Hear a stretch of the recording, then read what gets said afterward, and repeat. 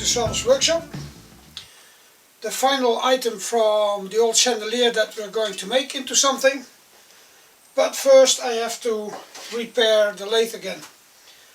I already did a few things and I've recorded that with my telephone. So I'll blend that in here somewhere so you can see what happened, but the axle already is having play again.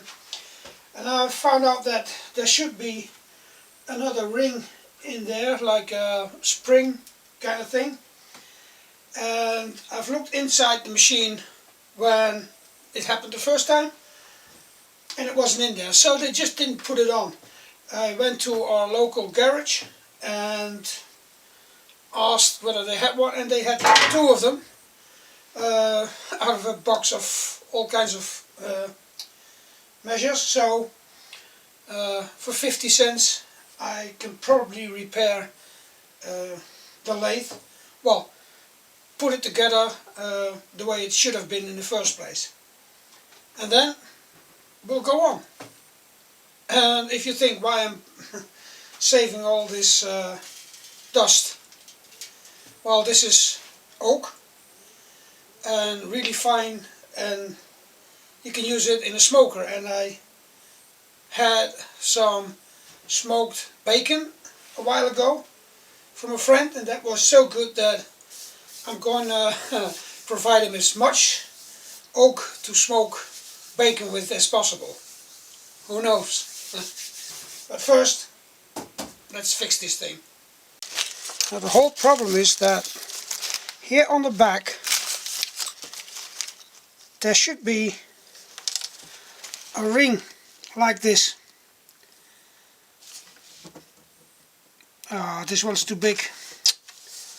They are too big. This one is okay. Yeah, they're different.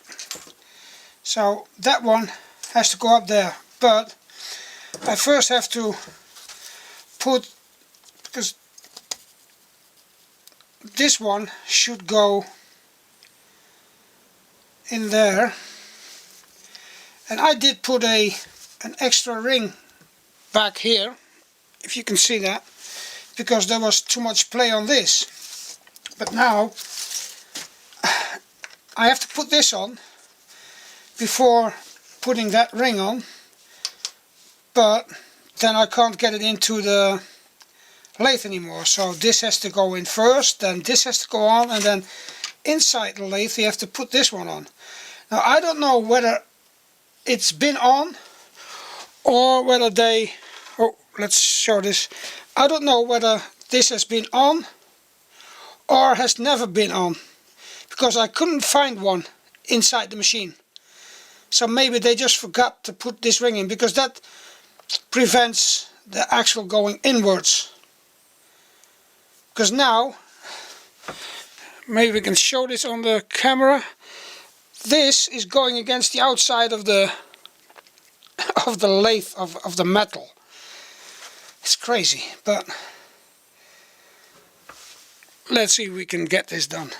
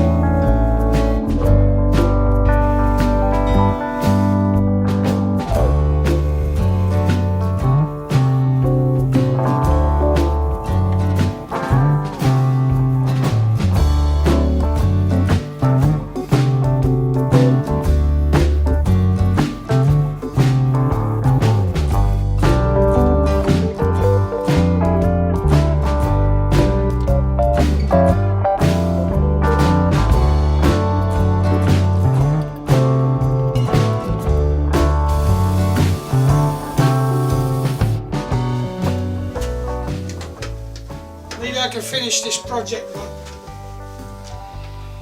that is not going to work. That ring came out.